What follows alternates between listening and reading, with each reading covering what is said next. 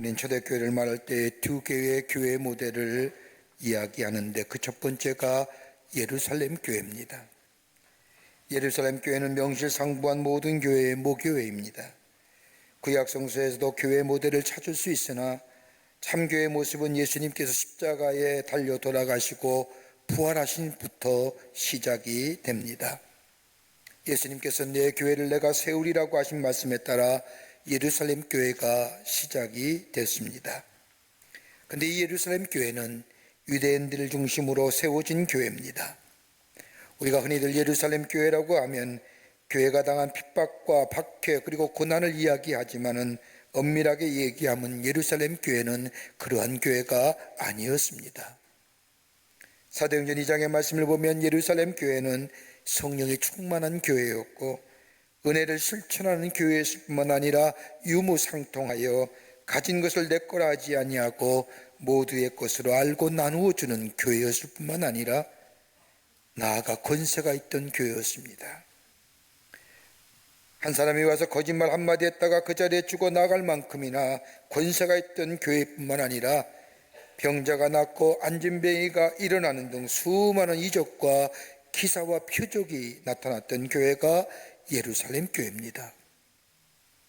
그런데 이런 예루살렘 교회에 큰 환난과 핍박이 찾아옵니다. 충성된 일꾼이었던 스데반이 돌에 맞아 죽고 야고보가 목에 베어 죽임을 당합니다. 이로 인해 많은 교인들이 사방으로 흩어집니다. 핍박이 있기 전에 예루살렘 교회는 교인들끼리 은혜와 기쁨이 넘치며 행복한 공동체였습니다. 신령한 은혜 속에 살면서 우리끼리 이 은혜 안에 평안히 지나다가 주님의 재림을 맞이하자라고 할 정도로 정말로 행복하고 은혜가 넘치는 공동체, 그러기에 저들의 삶 속에는 주님의 마지막 명령인 유대와 사마리아와 땅끝까지로 내 증인이 되리라고 하는 예수님의 위대한 지상 명령을 잊어버렸던 것 같습니다. 안일한 믿음의 자리, 이만하면 됐지. 그때에 하나님은 환난과 핍박을 통하여 예루살렘 교인들을 흩으셔서 예수님의 마지막 지상 명령인 땅끝까지 이르러 내 증인되라고 하는 주님의 말씀을 흩어진 교회의 성도들을 통하여 이루려 하십니다. 사도행전 8장의 말씀을 보면 이렇게 흩어진 교인들이 로마의 3대 도시 하나인 안디옥까지 내려와 교회를 세웁니다. 정처 없는 발걸음, 환난과 핍박을 피하여 내려온 걸음들, 이 땅 저 땅 흩어지면서 하나님의 나라의 복음을 전합니다. 이렇게 세워진 교회가 안디옥 교회입니다. 안디옥 교회는 순수한 신앙 공동체였습니다. 저들의 믿음은 순수했습니다. 깨끗했습니다. 어떻게 보면 순수한 복음과 진리 위에 세워진 교회라 할 것입니다. 그리고 저들이 전한 복음은 단순했습니다. 복이 아니라 예수 믿으십시오. 예수만이 구원해 주시며 예수께서 다시 오십니다. 그러니 예수 믿으시오. 구원받고 영원한 생명을 누리십시오. 이게 저들의 전한 복음의 답입니다.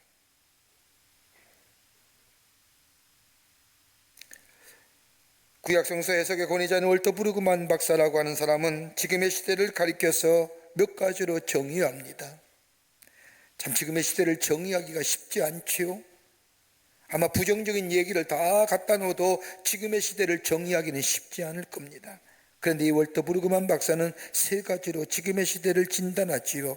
하나는 지금의 시대는 취약성의 시대랍니다. 다름이 아니라 바이러스가 우리로 하여금 여러 가지 측면에서 취약하게 만들었다는 겁니다. 여러분, 바이러스가 성행하고 창궐하기 전까지만 해도 인간의 과학과 기술과 이성과 혁명이 하늘을 찌를 듯 했지 않습니까? 그런데 이 미증류 같은 바이러스 앞에 인간의 과학과 기술과 이성은 아무런 힘을 쓰지 못하는, 사회 곳곳에 취약한 점들이 드러나는, 그러기에 지금의 시대를 취약성의 시대라고. 또 하나 있다고 한다면 다름이 아니라 삶의 터전으로부터 쫓겨나는 시대라고 하는. 여러분, 경제 위기를 통하여 얼마나 많은 사람들이 삶의 터전에 내쫓음을 당했습니까? 우리나라에도 바이러스로 인하여 자영업자나 중소기업들이 얼마나 힘이 들었습니까? 삶의 터전에서 내쫓김을 당하는 시대. 이로 인하여 우리 안에 분노와 두려움과 절망의 어둡고 회색 그림자가 우리의 마음속에 자리 잡은 시대. 딱히 우리의 문제를 해결해 줄 수 있는 방안이 없습니다. 취약성의 문제를 해결해 줄 방안, 삶의 터전에 내쫓김을 당할 때에 우리를 그 문제를 해결해 줄 방안, 더 나아가 분노와 좌절과 절망의 어두운 그림자가 우리의 마음을 찾아올 때에 그 문제를 해결할 수 있는 그 어떤 것도 이 세상에 존재하지 않는다는 것. 여러분, 교회를 가르쳐서 여러 가지 많이 정의할 수 있지만은 교회는 믿음과 소망의 공동체요, 이 시대 속에 살아가는 사람들에게 위로와 용기를 주는 공동체요, 새로운 진리, 생명, 빛을 비추어주는 곳이 교회입니다. 그러기에 교회가 세상의 소망인 이유가 여기에 있습니다. 절망한 자에게 위로하며 분노와 어둠 가운데 있는 자에게 새로운 빛을 제공해줌으로 저들의 분노가 사라지게 하시며 새로운 용기를 북돋아주며 하나님 안에서 새로운 생명의 역사를 공급하여 새로운 삶으로 살아가게끔 하는 것. 지금의 이 시대 속에 교회가 어떤 모습으로 서야 할까요? 저는 우리 교회가 창립 68주년을 맞이하면서 오늘 본문에 나오는 안디옥 교회처럼 저 세상의 사람들에게 소망을 줄 뿐만 아니라, 저 사람은 참 그리스도인이야, 그런 아름다운 믿음의 공동체가 되어 삶의 절망과 좌절과 취약성과 제한성과 두려움과 분노와 절망과 삶의 태전으로 내쫓김 당하는 저 세상을 향하여 예수가 소망이고 예수가 길이고 예수가 빛이라고 증거한, 그런 어떤 공동체가 되어야 할까요? 오늘 본문의 말씀을 통해서 함께 말씀을 나누며 은혜 받기를 원합니다. 첫째는 복음의 능력을 전하는 공동체여야 합니다. 영국의 유명한 저널리스트가 국회의원, 변호사, 의사, 교수 등 소위 지성인이라고 불리는 사람들을 상대로 앙케이트, 설문조사를 했다고 합니다. 만약 당신이 3년 동안 감옥에 갈 일이 있어서 감옥에 간다면 가지고 들어가서 읽고 싶은 책이 무엇인지 3권만 말해보시오라고 질문했더니 응답자의 98%가 공히 성경을 꼽았답니다. 하나님의 말씀, 살아있는 생명의 말씀, 그 말씀이 나에게 그 어두운 가운데 새로운 소망과 새로운 빛을 줄 것이라고 생각했던 저들, 그러기에 하나님의 말씀을 선택했다는. 여러분, 하나님의 말씀이 뭘까요? 하나님 말씀은 살아있는 말씀입니다. 글 자체가 살아있습니다. 죽은 글이 아닙니다. 성경은 약 1500년에 걸쳐 수많은 사람들의 감동에 의하여, 성령의 감동으로 의하여 쓰여진 말씀이 하나님의 말씀입니다. 하나님의 인류의 역사 가운데 어떻게 행하셨는가, 어떻게 그 일을 성취하셨는가 증거하는 말씀입니다.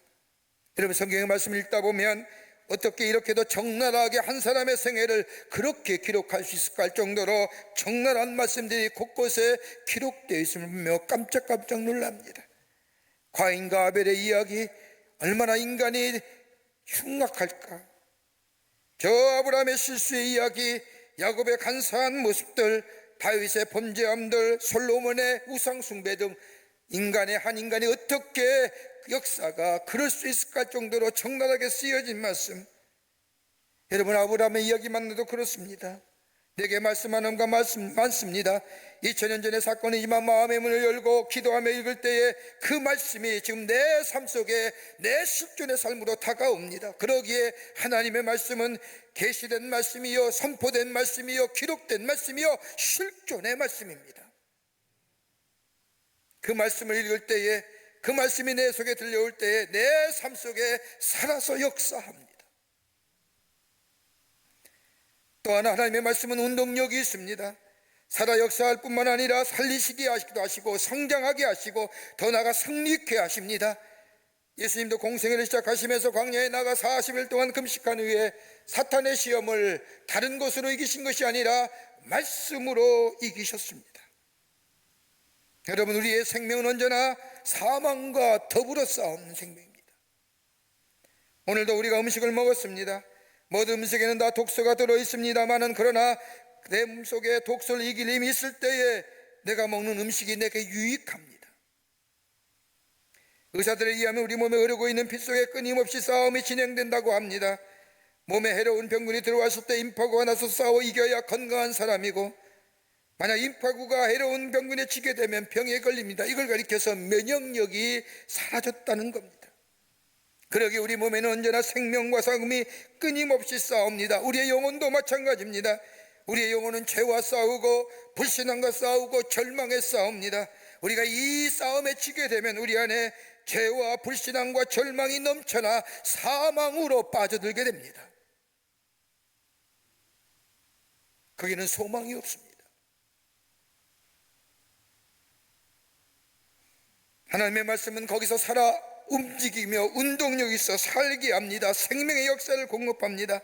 또 안 했다고 한다면 말씀은 생명을 새롭게 합니다. 여러분, 요한복음 4장의 수가성 여인의 말씀을 보십시오. 절망과 좌절을 넘어서서 결혼을 5번이나 했는데 정도로 다른 남자에게 거절당한 여인, 거절당함으로는 좌절과 수치감, 절망, 이로 인하여 수치감이 생기고 이로 인하여 소외와 고독을 스스로 자초한 여인. 그런데 예수님을 만납니다. 예수님을 만났을 때 인생에 해결되지 않는 갈증이 해결됩니다. 그리고 절망과 좌절에 얻은 골자에서 빛의 자리와 생명의 자리로 옮겨져 가는 놀라운 능력의 역사를 경험합니다. 생명이 살아나는 거예요. 여러분, 하나님의 말씀을 들을 때 우리의 생명이 살아납니다. 소생케 되는 역사가 있습니다. 더 나아가 하나님의 말씀은 악한 영의 역사를 물리치게 합니다. 우리 입에는 말씀으로 하나님의 말씀이 있고 우리의 눈은 항상 하나님의 말씀에 초점을 맞추며 우리의 마음이 하나님의 말씀을 계시고 내 마음을 주관하게 될 때에 우린 죄를 이길 수 있습니다. 나를 이깁니다. 세상을 이깁니다. 우리 안에 끊임없이 넘어지는 악한 영의 역사를 물리쳐 승리할 수 있습니다.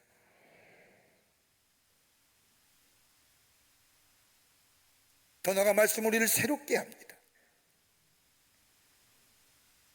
매일매일 새롭게 하십니다. 인간의 결심이 아니라 하나님의 말씀이 내 안에 계실 때에 매일매일 새롭습니다. 울신. 여러분, 결심이 되는 게 아니라 하나님의 말씀이 내 안에 계실 때에 그 말씀이 나를 깨닫게 하시고 나를 새롭게 하시고 나를 일으키게 하시고 나를 나아가게 하십니다. 여러분, 아우구스티누스라고 하는 사람 아실 겁니다. 그는 알다시피 방탕한 사람입니다. 어머니 모나코의 기도가가 얘기했지만 그는 어렸을 때 만이교 철학에 심취하여 철학적이나 윤리적으로나 타락한 사람이었던 그가 어느 날 꿈속에서 하나님의 음성을 듣습니다. 성경 말씀을 펴보라고 하나님의 말씀을 듣고 하나님께서 가르쳐주신 그 성경 말씀을 펴보니 로마서 13장 12절과 13절 말씀이었답니다. 그 말씀을 보니 밤이 깊고 낮이 가까웠으니 그러므로 우리가 어둠의 일을 벗고 빛의 갑옷을 입자. 낮에같이 단정히 행하여 방탕과 술 취하지 말며 음란과 어색하지 말며 다투거나 시기하지 말라고 말씀하신 이 말씀을 들을 때에 아우구스티누스의 마음에 강하게 뜨겁게 도전해요. 그리고 다 청산합니다. 하나님의 사람으로 새로워집니다. 그의 성품이 달라졌습니다. 종국에 그가 뭐예요? 세인트, 성 아우구스티누스. 하나님의 말씀은 새롭게 하는 역사가 있습니다. 또 하나님의 말씀은 심판하는 능력이 있습니다. 좌우에 낯선 어떤 것보다 예리하여 모든 것을 자리고 분석합니다. 하나님의 말씀이 우리 마음에 부딪힐 때에 그 말씀을 듣는 자마다 우리의 영혼의 폐부가 잘라집니다. 수술해 버립니다. 거짓된 위선과 율법주의와 그릇된 심령과 인간의 정욕과 욕심이 마치 의사와 같이 우리의 육체와 관절과 골수를 찔러서 해부하여 잘라내게 합니다. 잘못된 마음을 바르게 하게 하시고 마음과 생각을 바르게 인도하여 주실 뿐만 아니라 우리의 무딘 감정을 새롭게 해 주십니다. 더 나아가 복음은 우리를 적나라하게 드러내요. 히브리서 4장 13절에 있는 말씀처럼 지은 것이 하나도 그 앞에 나타나지 않음이 없고 우리의 결산 받으실 이의 눈앞에 만물이 벌러벗은 것이 끝같이 드러나리라고 하는 말씀처럼 드러나게 하십니다. 나라는 존재를 하나님의 말씀의 빛, 그 빛에 비춰 나라가 얼마나 죄된 존재인지, 얼마나 정말로 형편없는 존재인지, 겉으로는 멀쑥하고 겉으로는 다 잘할 것 같고 다른 사람에게 칭찬받고 훌륭한 인격의 소유자라고 하지만 내가 내 자신을 들여다보면 정말로 형편없는 자, 하나님의 말씀의 빛을 보면 내라는 자가 얼마나 교만하고 오만한 자였는지, 마치 짐승의 가죽을 벗기는 것처럼 우리의 모든 더러운 것들을 벗겨버려 하나님 앞에 벌거벗은 존재로 서게 하고, 그래서 구원을 갈망하는 존재로 세우죠.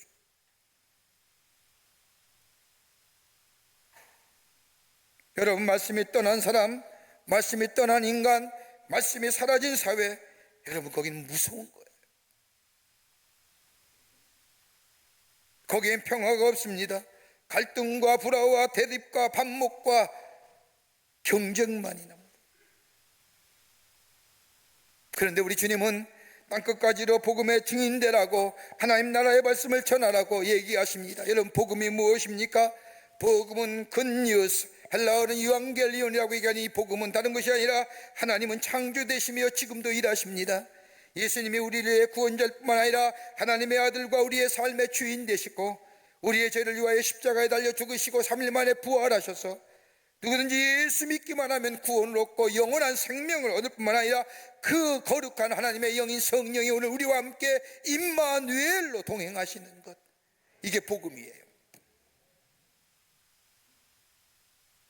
이 복음이 전해지면 사람이 변하고 사회가 변합니다.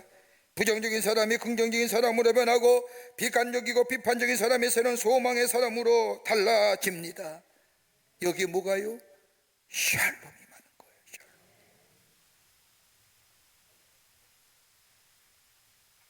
그러기에 너희가 땅끝까지로 복음의 증인되어라.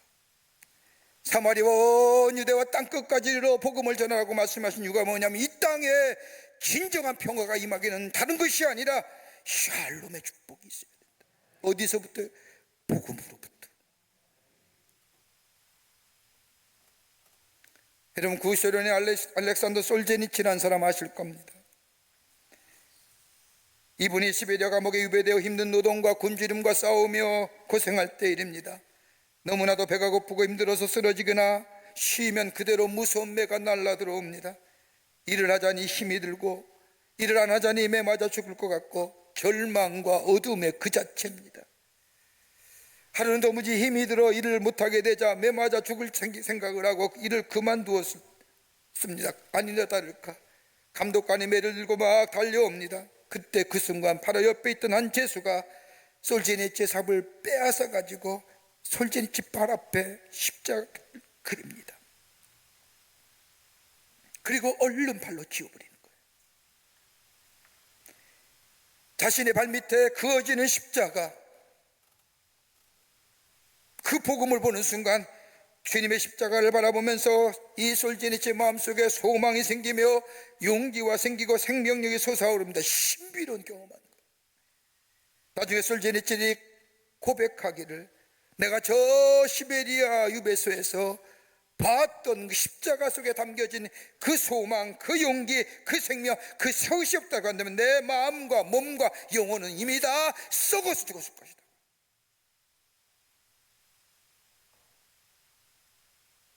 복음은 나를 새롭게 합니다.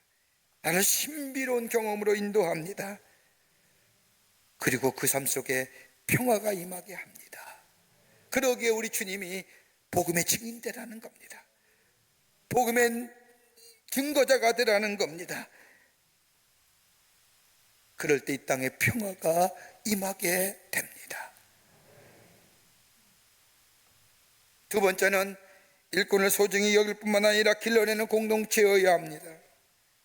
오늘 우리가 함께 읽은 본문 말씀인 사도행전 11장의 말씀을 보면 초대교회 안디옥 교회의 모습에 이야기합니다. 오늘 본문에 나온 안디옥 교회의 모습을 보십시오. 바나바는 원래 저 예루살렘 교회에서 안디옥 교회로 파송된 일꾼입니다. 예루살렘에 임한 핍박으로 흩어져서 내려와 교회를 세운 안디옥 교회 성도들, 그리스도 안에서 바나바를 영접하고, 오늘 성경 말씀을 보면 바나바는 사울을 데려다가 자신이 설교했던 그 강단에 세워서 하나님의 말씀을 전하게 합니다. 여러분, 사울이 어떤 사람입니까? 예수를 핍박한 사람입니다. 예수를 믿는 사람을 해친 사람입니다. 예수의 사상을 가진 사람 다 잡아 없애겠다고 유대교의 열심을 가지고 저 다메스커스로 내려가다가 부활의 주님을 만납니다. 그리고 회개하지요. 그리고 저 아라비아 사막에 가 3년 동안 주님과 교제하면서 유대교의 열심이 그리스도의 열심으로 바뀝니다. 그리고 14년 만에 안디옥으로 돌아왔지만 그 누구도 바울과 사울과 만나려 하지 않습니다. 나가서 예수 믿으십시오.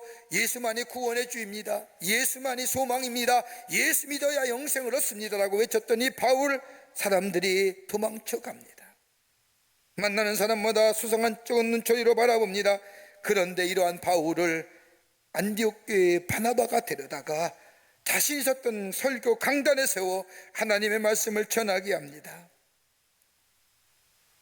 지난날에 핍박자였던 사울, 회개한 사울, 바나바는 믿은 거예요. 사울의 중심을 보았고 하나님이 부르신 자임을 믿었고 비로소 사울이 전도자 바울이 되는 순간입니다. 안디옥 교회가 바울을 믿어주었고, 그러기에 성경 말씀을 보면 바울의 1차, 2차, 3차 전도여행의 시작이 어디서부터 시작하느냐? 저 안디옥서부터 시작됩니다. 우리 교회가 20년 전에 저 터키의 엔티아게 저 프랑스 영사관을 사서 안디옥 개신교회를 세웠습니다. 지금도 장성호 선교사가 하나님 나라의 복음을 전하는데 그 안디옥 교회가 저 시리아 국경과 40km밖에 떨어져 있지 않기에 시리아에 내전이 있고 문제가 있을 때 수많은 난민이 넘어왔는데, 그때 안디옥 교회가 우리 교회의 차리티 하우스에서 모은 옷과 그리고 여러 가지 구호품과 그리고 성탄절을 경험해서 저 휴즈 박스를 보내요. 저들 위로하고 복음을 전해줘.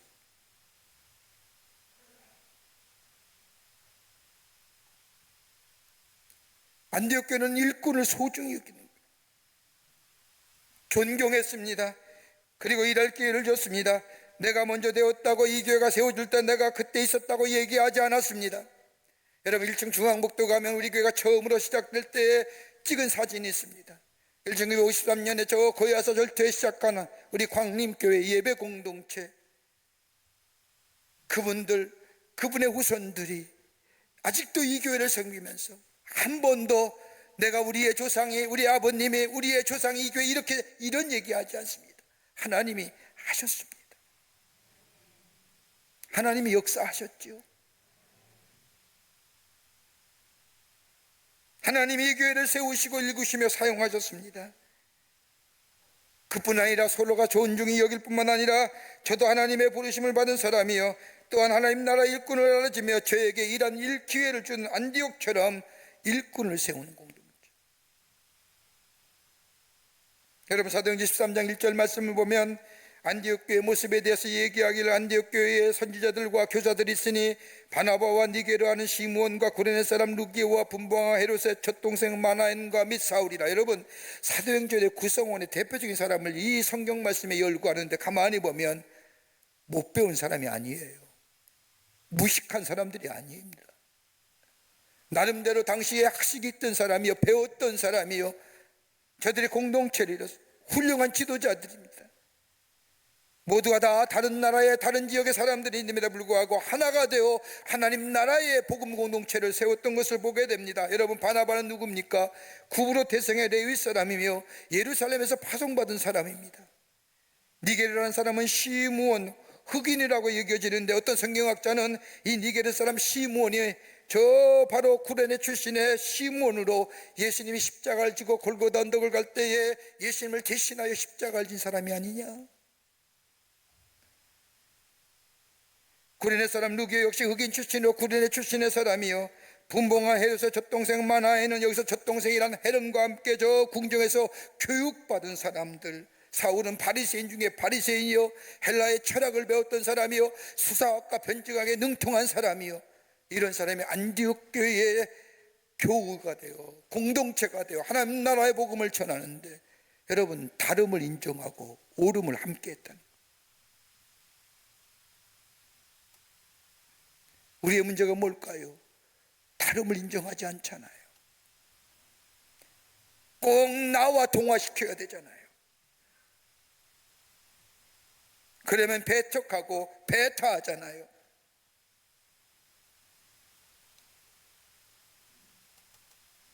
다른 사람의 출신과 문화, 얼굴색, 생김새 구분하지 않습니다. 다 하나님의 나라의 확장을 쓰임받는 사람들, 저도 하나님의 자녀, 나도 하나님의 자녀, 차별하지 않았습니다. 구별하지 않았습니다. 다름을 인정했습니다.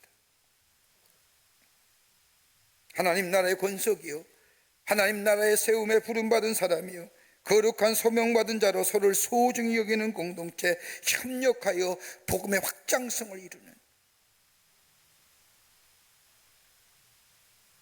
여러분, 우리 교회가 하나님이 큰 은혜 주시고 축복 주셔서 지난 68년 동안 큰 일들을 많이 감당했죠. 여러분, 5대 양육주제에 우리 교회가 세운 선교센터가 11개입니다. 국내는 어떤지요? 지난 주간에 제가 2주 전에 호남선교회 가서 복음을 설교할 기회가 있었는데, 그때 오신 그 호남선교회 교회 가운데 무려 16개가 넘는 교회가 우리 교회가 지어지거나 우리가 도와준 교회.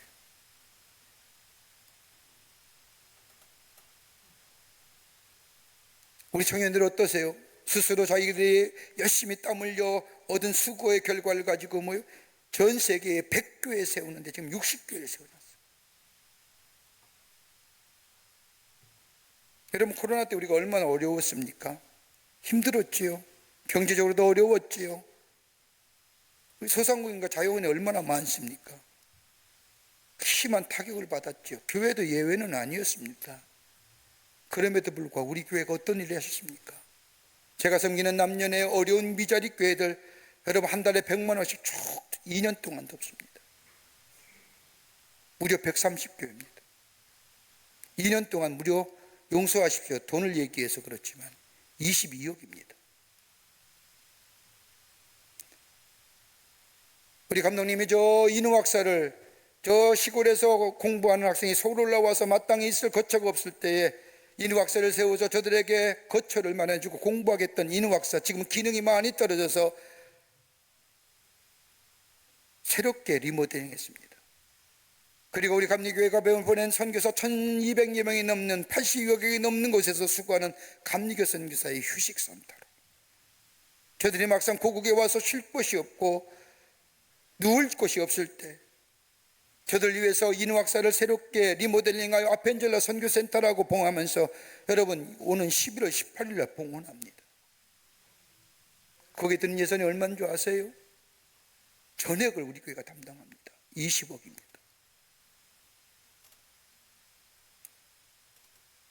여러분, 우리 어떤 권사님이 지나가시면서, 목사님, 우리 교회 의자는 왜 이렇게 후져요? 허리 아프지요? 불편하지요? 그 허리 아픔과 불편함이 뭐예요? 하나님 나라의 복음을 전하는 데 쓰임받는 거예요. 여러분, 우리 교회가 1882년에 이 교회 지었어요. 40년 된 건물이에요. 얼마나 고칠 때가 많겠어요? 손볼 때가 많겠어요? 그 손보고 고치려고 하면 끝도 없어요. 좀 불편하더라도, 좀 고생하더라도 우리가 조금 아끼고 우리가 좀 고생하면 많은 사람들에게 그리스도의 복음을 전하는 기회도 이루고,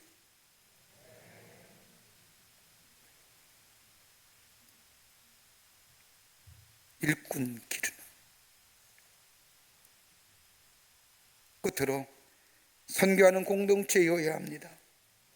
사도행전 11장 28절의 말씀을 보면, 그 중에 아가보라고 하는 한 사람이 일어나 성령으로 말하되 천하의 큰 흉년이 들리라 하더니, 제자들이 각각 그 임대로 유대에 사는 형제들에게 부조를 보내기로 작정하고 이를 실행하여 바나바와 사울의 손으로 장로들에게 보내니라. 부조가 뭐예요?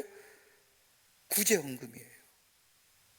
안디옥 교회가 환난과 핍박 가운데 어려움 당하는데, 저 예루살렘 모교회가 흉년 당했다는 얘기 듣고 스스로 자신들의 주머니를 털어서 구제헌금을 가지고 바울의 편에 저들을 도운, 주는 게 아니에요. 나누는 거예요. 은혜를 나누어 주는 교회예요. 받은 것을 누리는 것이 아니라 나누어 주는 교회. 이게 선교하는 공동체. 여러분, 교회가 선교하는 공동체라는 말을 처음으로 한 사람은 레슬리 뉴비건이라고 하는 영국의 선교학자인데, 복음을 듣고 믿음으로 반영하는 것, 교회의 거룩한 성례전에 참여하는 것, 성령을 받고 그 안에 거하는 것 다 중요하시지만, 예수님이 이 땅에 오심과 더불어 다시 오심을 기다리는 시간대를 사는 우리들의 해야 할 일은 다름이 아닌 땅끝까지로 복음에 증인된 사명을 살아가는 이 선교적 기간, 복음 전하는, 그렇게 교회는 이 선교적 기간 사이에 있기에 전하는 공동체, 나누는 공동체가 돼요. 어떤 교회가 부흥하느냐? 주는 교회, 나누는 교회입니다. 복음의 기쁜 소식을 전하고 내가 받은 하나님의 놀라운 은혜와 사랑을 전하며 선교하는 교회. 여러분은 고요했을 때 많아 보이는 것 같지만 거기는 생명력이 없습니다. 그러나 고요있지 않고 흘러내릴 때에 거기에 생명의 역사가 넘쳐납니다. 선교를 지향하는 공동체여야 됩니다. 우리나라의 순교자인 주기철 목사님께서 새로운 예배당을 짓고 입당할 때 세 가지의 기도를 드렸다고 합니다. 하나는, 하나님이여 이 예배당에 거하시옵소서. 이 예배당이 하나님의 거하시는 집이 되기를 바랍니다. 하나님이여 이 예배당에 만민이 기도하는 집이 되기를 바랍니다.